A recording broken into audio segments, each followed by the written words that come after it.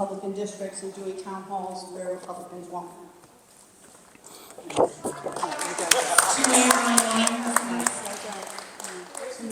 On the side. Where are you? Sorry.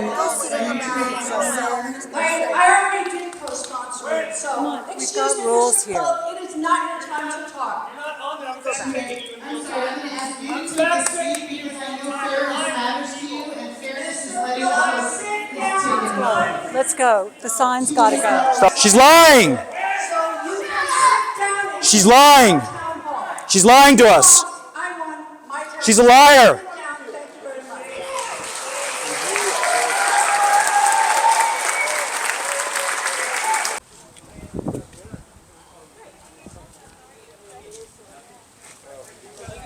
There's been a big turnout here today, actually. I really thought I was going to be the only one protesting today, but these folks here are organized and they came out in numbers.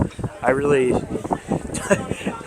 don't know if my efforts are going to even be noticed with all of this signage, but this is welcome. They're holding Val Hoyle accountable, and people are just now showing up. Oh, Todd? What's up, man? So I went in and there were all sorts of groups. This one was one that I had seen before at the Trump protests, but I really didn't know any individuals involved. There's so many activism groups involved in the area, but Veterans for Peace? Yes. My name is Pat Driscoll, and I am the spokesperson for Eugene Veterans for Peace Chapter 159. And our chapter decided that given the circumstances of the genocide in Gaza and the donations to Val Hoyle's campaign from the J Street PAC. Oh, okay, J Street PAC. That we wanted to challenge her on 2 points. One is we're going to challenge her to say the word genocide, which she has refused to do, despite the fact that other progressive Democrats have said that word, to say the word genocide in regards to Israel's behavior in Gaza. Now, we also have an issue with the J Street PAC. The J Street PAC characterizes itself as a pro-Israel, pro-peace democracy. The problem with that is it's like an oil lobbying company saying, oh yeah, we're pro-environment and pro-fossil fuels. Well, those are mutually exclusive ideas. The other issue we have is J Street saying it's pro-democracy. Well, the clear evidence is that the state of Israel is an apartheid state where the Jewish citizens of Israel have far superior rights in terms of land, in terms of civil rights, than do the Palestinians. And they've, of course, shoved the Palestinians into a ghetto in Gaza. This is all clear signs of an apartheid criminal state. And so we're challenging Val Hoyle specifically to return that $70,551 that she got from the J Street PAC. Wow. To show that, you know, she's aware that what the J Street PAC is supporting is in fact a criminal apartheid regime that is committing genocide. Veterans for Peace is a national organization founded in 1985. Okay. The mission is to abolish war and nuclear weapons. So Val Hoyle is facing competition in her next election. Would you like to introduce yourself? Yeah, my name is Justin Filip, and I'm running for Congress to represent the 4th Congressional District in Oregon. There's a few key points where I think really stand out and what differentiates Val Hoyle and myself. One is U.S. aid to Israel. We've been begging Val Hoyle for over 2 years to end the aid to Israel and really put the real pressure on to end the killing. We haven't seen the movement on that we've wanted to see. Not only is her track record on Palestine bad, she gets a D from the U.S. Campaign for Palestinian Rights, by the way. She also gets a D on her fundraising. She accepts money from over 31 corporate PACs. Only 9% of her donations come from small donors. All of our donations as Green Party members, no corporate money. only small dollar donors. And that's how we're running our campaign. And also the environment. I mean, quite frankly, she's part of the Progressive Caucus, but I'm at a loss to see what she's progressive on, because she's voted to give away our public lands to mining corporations against the advice of 131 environmental organizations. There's another bill about it's called the Fix Our Forest Act, which 80 environmental organizations wrote to Congress asking for their congressional representatives to vote no on that. She voted yes on it. So we just need representatives that aren't going to sell out the environment, sell out the worker, and that's kind of why we're running our campaign. One of your key points is to impeach Donald Trump.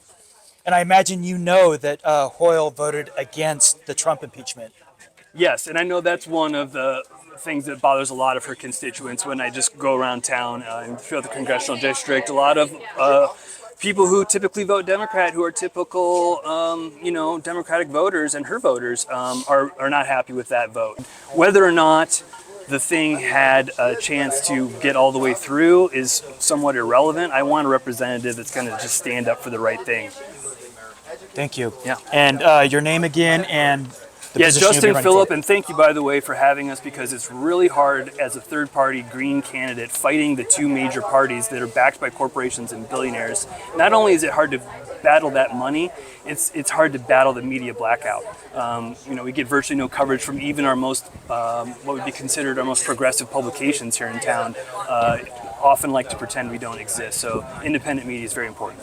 I'm going to ask all of us, can we all agree that even if we have really strong opinions or differences of opinions, that we will stay respectful and let everyone be heard?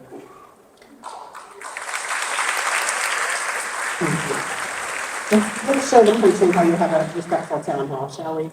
Great. And now, Congresswoman Boyle.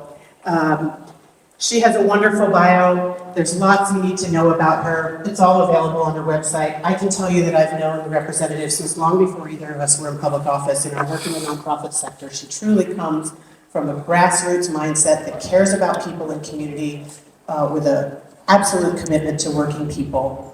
She has been in Congress working for all of you and currently is serving on the House Committee for Natural Resources, including as the ranking member on the subcommittee on water, wildlife, and fisheries, in addition to serving in the House Committee for Transportation and Infrastructure. She moved to Lane County over 25 years ago and lives here with her husband, Stephen. She's raised 2 children here. They are both proud union members. I hope you will please join me in giving a very warm welcome to our Congresswoman, Val Hoyle.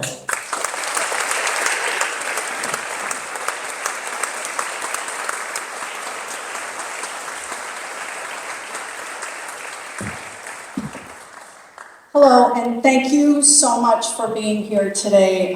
This is my 13th town hall this year, just since January. This is my 4th in Lane County. Veterans stand for If you are number 2747, would you raise your hand? It's a genocide. Thank you. And after Say that, it now. would be It's a genocide. Say it now. It's a genocide. Everybody's now. here to hear the Congresswoman. If I could ask you to please take a seat. Thank you. So after 2747 will be 2816. Yeah, right. You like Where's genocide? Go kill the 2816? children. Sit down. Yeah, I'll sit down. I'll stand up. Do we have a My question to you is why you support weapons to Israel and why you refuse to acknowledge that what's happening in Gaza is genocide.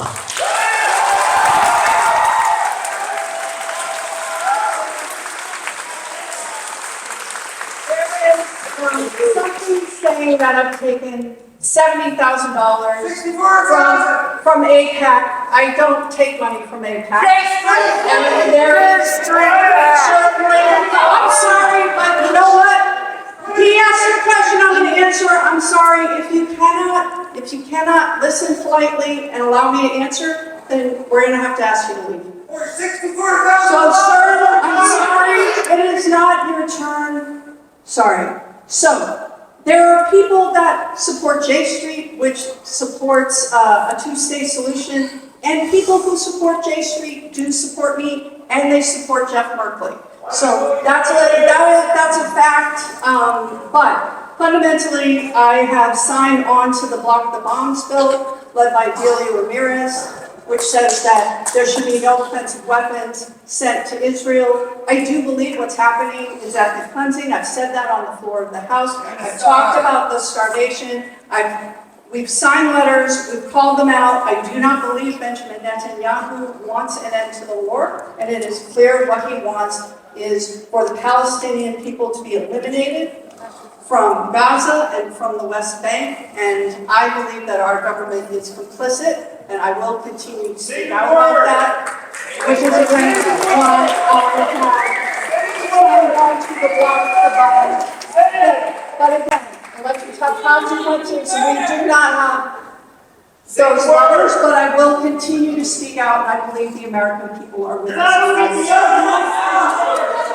Next is number 2828 over on this end. I'm sorry, folks, it's really not okay that this many people showed up.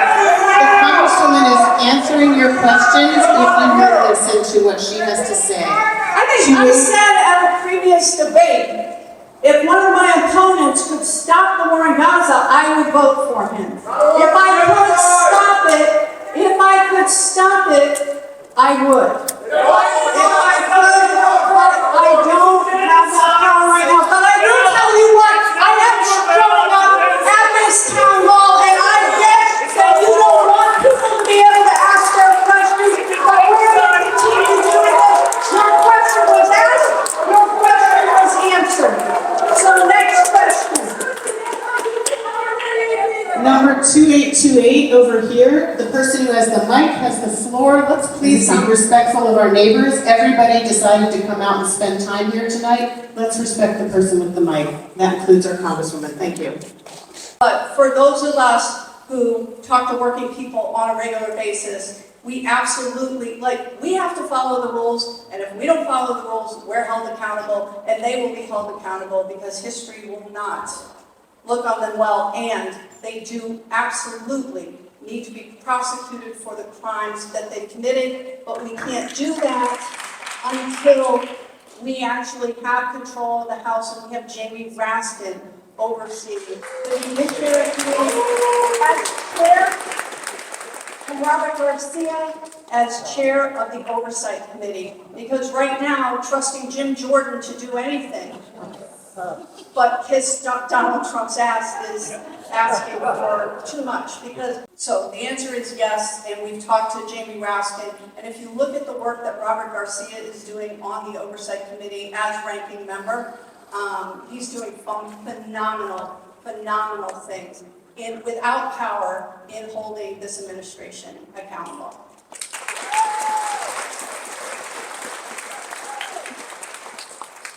Suppression, the bottom line is, in Oregon, we are lucky. We have Tobias Reed, who is our Secretary of State, who will do everything he can to make sure that we vote and we have a free and fair election. And we have Dan Rayfield, and if you're not following what our Attorney General is doing, you should do that. He is fighting going to Republican areas and Republican districts and doing town halls where Republicans won't.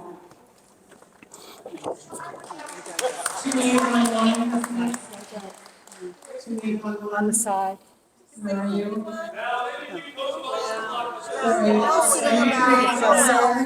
already did co-sponsor it, so excuse got me, rules Mr. here. Philip, it is not your time to talk. I haven't been on the website yet, but I have. She's lying. So you can sit down and. She's lying. Town hall. She's lying to us. I won my turn. She's a liar. Thank you very much.